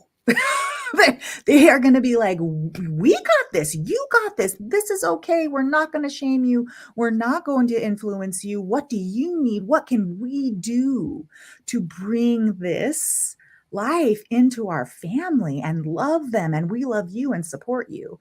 So we're coming into making an adoption decision traumatized already. Many of us have incredible childhood trauma and emotional neglect. And so high ACEs scores. High ACEs scores. And really the most difficult attachment style is a disorganized attachment where there's no pattern. And I would go, and so it just means like relationships just don't feel safe. We don't feel safe. I think I had to convince myself, and I hear this from so many other birth moms and first parents and birth dads, right? Is we have to convince ourselves that we are not in our child's best interest. Yes. And we have other people telling us that. Right. We have to convince ourselves like in the depths of my soul, my body was ready to be a mother. And so it's the most unnatural thing to and even in my, like, I wasn't going to be able to keep my child safe because I wasn't kept safe. Mm. It's not that I didn't want to be a parent. Oh my gosh, I was so excited to parent. I was so excited for it. And I found myself not having a lifetime of not being kept safe. And so my job as a mom is to make sure my child is safe. I can't figure out how to do that and have her with me. And so I need to choose another mother. I thought I was helping her, right? And so that's another birth parent experience. So may as we have no idea what we're doing. Mhm. We're either young or we're so living in our trauma that we're just surviving. And we now have a trauma in the moment. Yes. Because now we have a child that's dependent upon us, and we are traumatized ourselves. Yeah. With this new Yeah. trauma. So Mhm. it's grief. I experienced it. Any birth parent that I talked to, it felt like my child died. Mhm. There was grief. And what happened, and it's not a grief it's disenfranchised grief, because it's not. If my No child one supports it. if my child had been abducted from the hospital, the world would have responded to me much differently. Or if your baby Or had if died. my baby had died, the world would have it would have legitimized the grief that I was feeling. Mm. But the opposite happens for birth parents and first parents.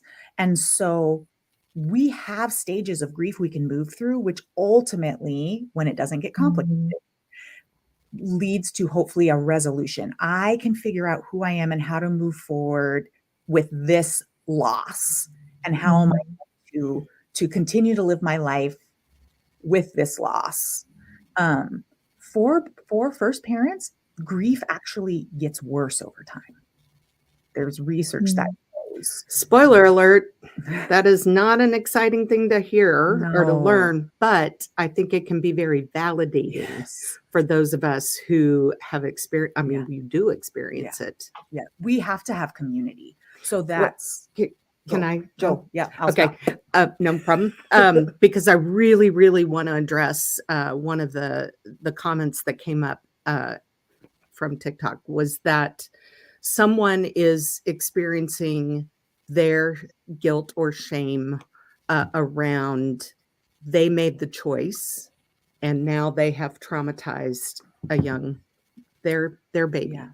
And I don't think most of the adoptees I know who continue to do this work on their mental health, coming out of the fog, we haven't really addressed that, but fog stands. That'll be another Q&A.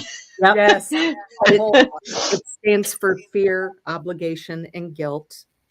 And I would say that G it's guilt. Oh, good. But I say grief Yeah. because I believe for birth parents that's what happened was we were traumatized by our grief at relinquishment and stunted there for many, many women. We were stunted at that age when we lost our child. And so you'll have women coming in, 40, 50, 60 years old who are still 17 in their mind emotionally.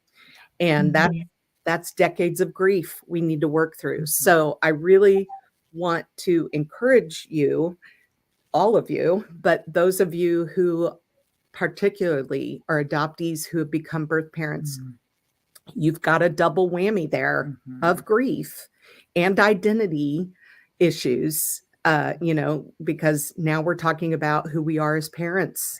And before we didn't even know who we were as adoptees yet. Right. So, identity is impacted. The book 7 Core Issues hits a lot of these really well. We really love recommending that book. Yep. But going through it with a therapist would be one of my huge recommendations. And then what Jennifer just said, you have got to know other people that have been in this, because the biggest grief in my life, even though I feel like grief has been my story since day one, but it was the day I realized that the trauma I had experienced as an adopted child, I had inflicted upon my own son. I did make that choice ultimately.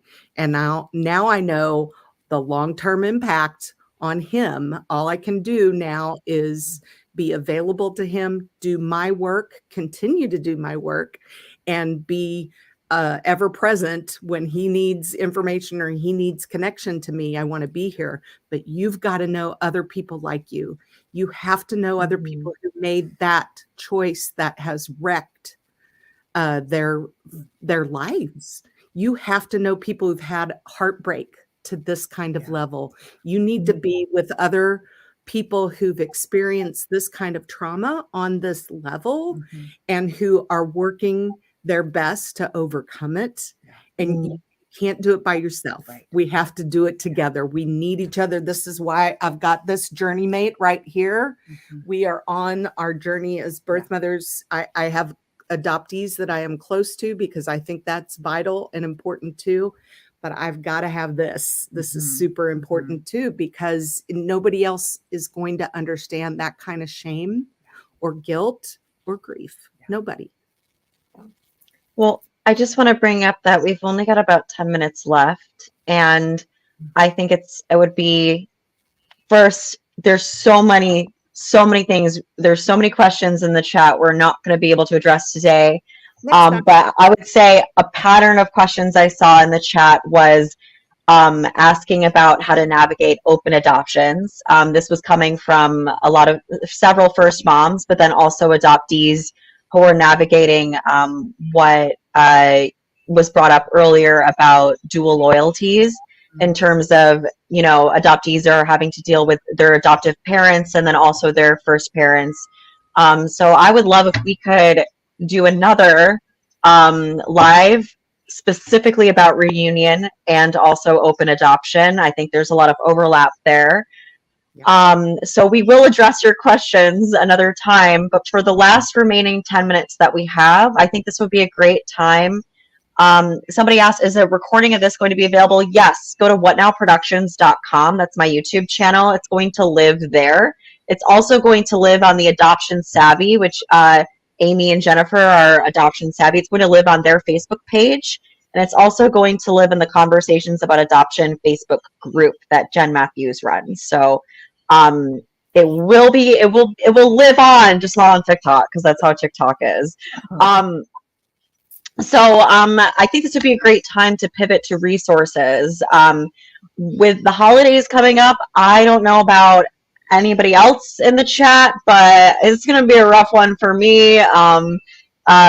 Family, is such a big part of the holidays, and I think when you're confronted with a holiday that centers around like family, I think it can bring up a lot for a lot of people. That's a big reason why I wanted to host this now. So one thing I'm going to put in, I know I'm kind of going in a run-on sentence. One thing I'm going to put in the chat, and I'm also going to include it in my, after this is over, I'm going to add it to my link tree. It's not on there right now, but I will. What's called a Padlet. And this is a resource. It's a page where anybody can throw up a link to a book, to a social media person that you think you should, a social influencer we should follow, a list, an article, an academic journal. It is a way that the community can add resources to one centralized hub. And I know that Jennifer and Amy are going to add some resources to that Padlet that everybody can check out. And also, we have so many people in the chat who seem to know an enormous amount about mental health in general. I would love to see your contributions to that Padlet as well. And again, check it out after this is over, and I'll add it to my link tree. But before we end, what are some ways, in terms of links and books, we'll add those there. But we're going to be exiting, kind of a really intense discussion. I would love to hear from all three of you. How can we take what we've learned and also do a little bit of self-care after this discussion? Anybody who's ready to go first? So in regards to resources, I have pulled up our top 5 resources that we compiled and recommend to different people in the. So I could read those off real quick. It maybe take like a minute and a half. Yeah. So in regards to the mental health and the trauma that we've been talking about, our developmental or relinquishment or complex trauma top 5 resources is the book The Body Keeps the Score, the book What Happened to You, the book Mother Hunger, How Adult Daughters Can Understand and Heal from Lost, Nurturance, Protection, and Guidance. That's not adoption specific. None of those are. None of those, right. This is trauma Or specific. trauma specific, yeah.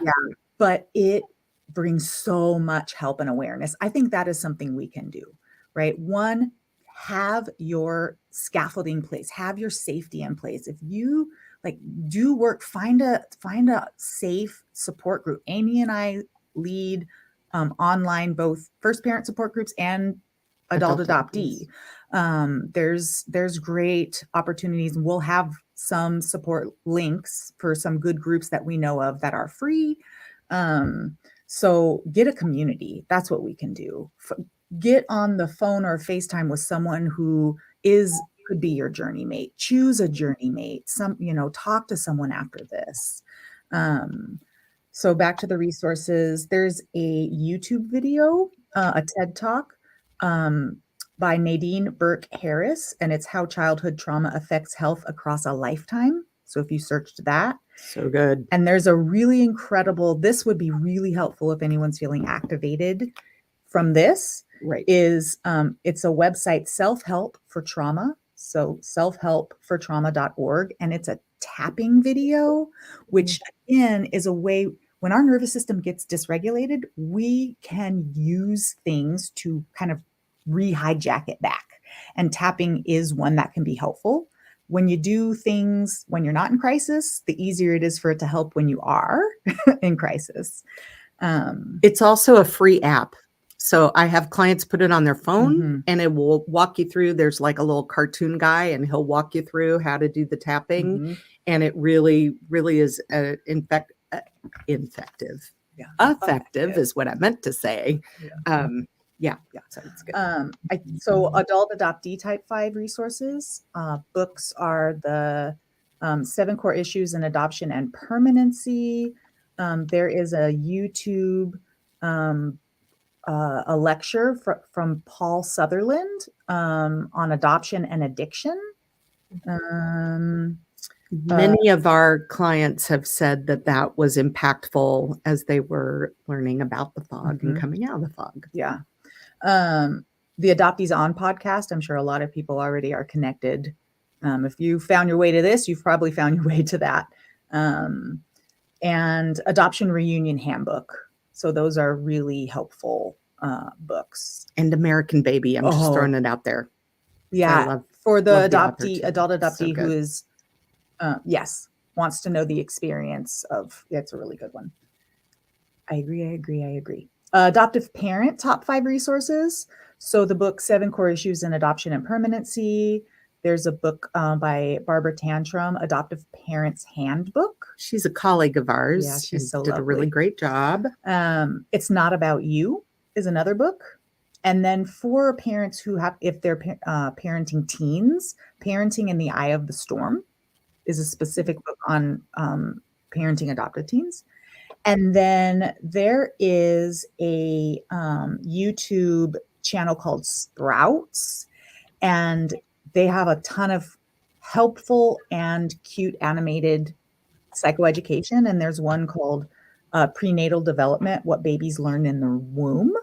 It's not adoption specific, but it's really helpful to kind of explain more and deep dive into some of the things we touched on today. First Parents, we're going to run out of time. Okay, First Parents. Dun, dun, dun. The Girls Who Went Away. The Girls Who Went Away, American Baby, Primal Wound, if you have really good support. But a part of us healing is we have to know how we've impacted, and then we can grieve it and heal it in a safe environment. So So The Girls Who Went Away is the book by Ann Fessler. And then she also did a movie called A Girl Like Her. Mhm. Both of those are just so Yeah. good. And probably most of you have already seen them. But if you don't know about them, they are worth your time. Real quick, we have somebody in TikTok asking, are these, and I think this was just a minute or so ago, are these books for APs written by adoptees? Are these books for the adoptive parent ones? Oh yeah, the ones for adoptive parents, are they written by adoptees? Is their question? I don't know off the top of my head. However, as we are getting those links to you so we can put that up, we'll differentiate that. If that is something that's really important, we'll just, anything that is put out by adoptees, we will mark that. Or which by ones birth were. parents too. Or by, yeah. Mhm. So, and then, okay, did we do our, and really find a community, a safe community. I think you were highlighting that this is really positive.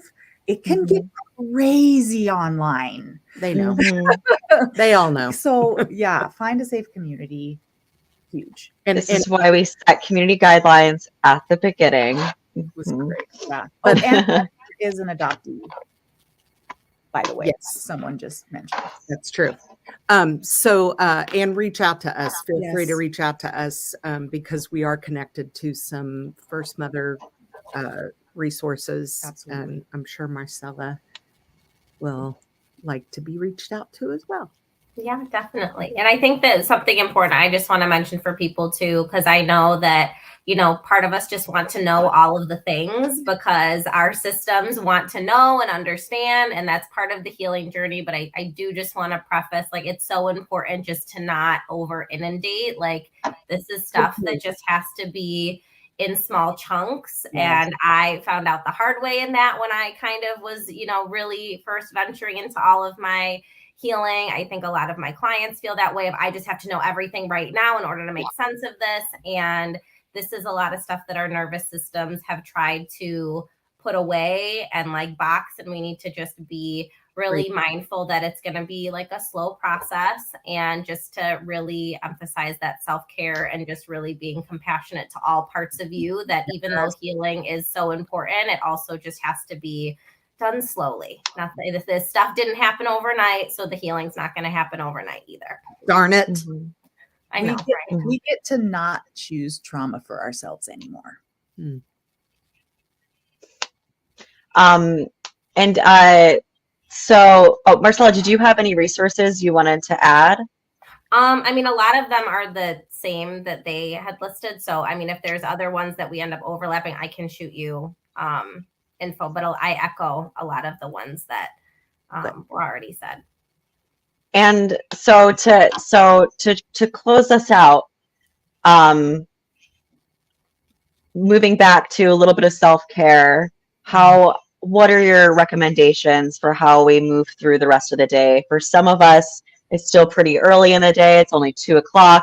For some of us, we might be trying to get ready to go to a dinner and having to switch gears, what are some recommendations you would have for those of us who are here right now? Be gentle with yourself. Be gentle with yourself. Give yourself full permission. Write yourself a permission slip after this.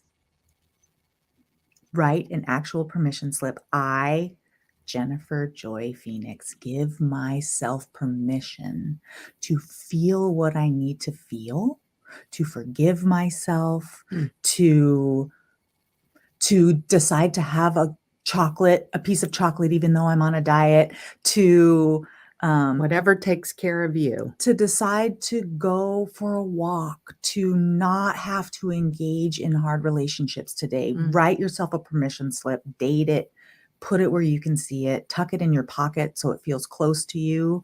That is something that can be so helpful. Being with somebody that lifts you up, we're already together. I always love to decompress with music. Music just changes my attitude just like that. So I, tell Alexa to turn on my happy playlist, and maybe I'm going to dance a little bit, get something out of my body, be mindful of what you need, what works for you to take care of you. You may have lost you may have trauma that we've talked about that's around a mother wound. And this is a point where we can care for ourselves, parent ourselves, love ourselves, and take the time to listen in and be kind and gentle. Mm-hmm. I mean, I think that this is just the IFS parts work therapist in me that's like, just, for anybody, no matter if you signed on for like 5 minutes, we're here the entire 2 hours. Like, this is a lot. And just acknowledging and thanking the parts of you that showed up and just like were able to sit here and listen to it, even if you didn't agree with everything that we were saying, like just that you sat here and, even if it was just something like, like maybe I think about that a little bit differently now, just really honoring and thanking the parts of you that, were curious and that wanted to show up and, maybe feel a little validated or just get a little bit more information today. So just thanking all of those parts that showed up today. Do something that sparks joy. Writing can be so helpful. I think we're really, really good at feeling without thinking, and we're really, really good at thinking without feeling.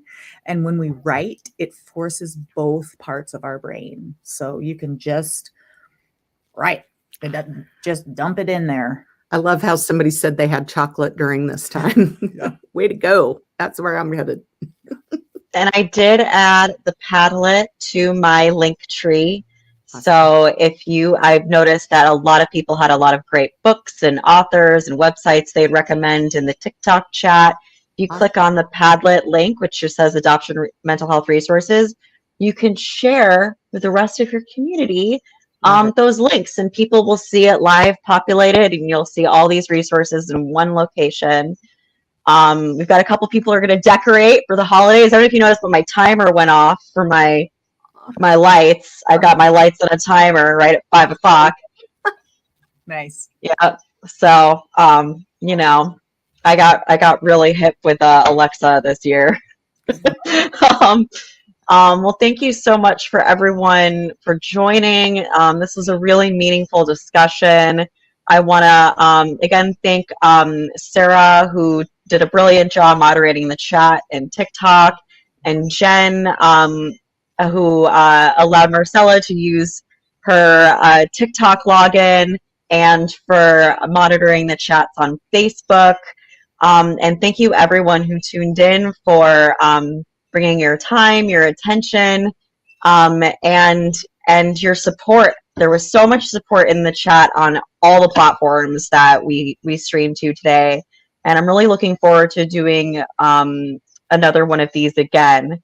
And somebody said, "Can we do this 4 days a week?" We do. That's true. We do. They do, yes. I would definitely look forward to having another live, probably in the new year. Thank you again. And I have to put a shameless plug. Okay.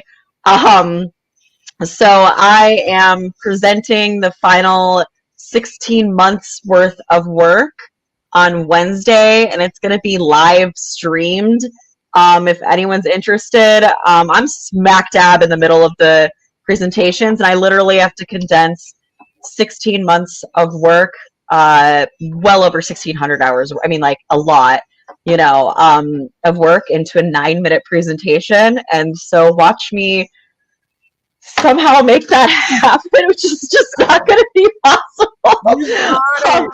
I'll put the link if you want to tune into the stream Wednesday. I will probably be going up sometime around 6 p.m. But the whole thing starts at 5:30. I've had classmates that have done amazing work as well in the engagement program.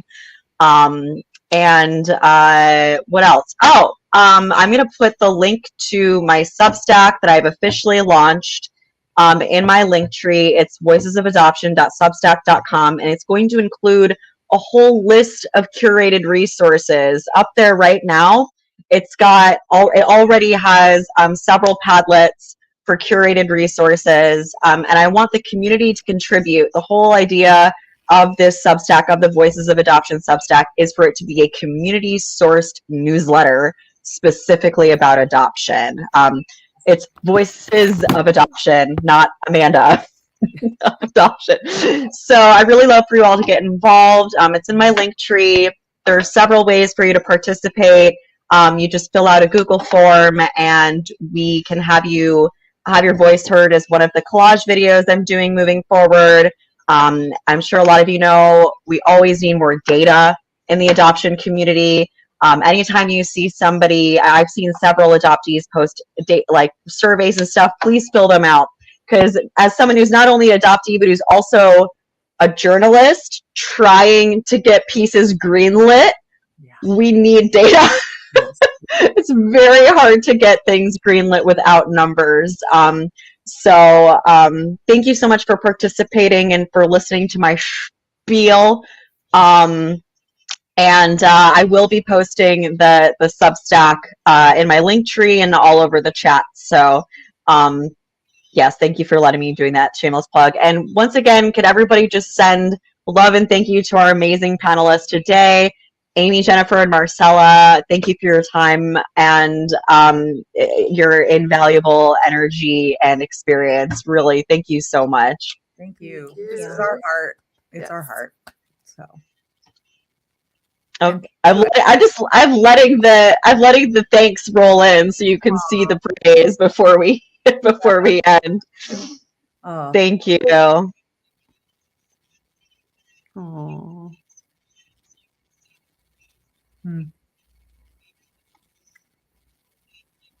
And we have so many in the TikTok. yeah. So yes, just soak up the gratitude. This is our community. Mm-hmm. This is Yeah. Yeah.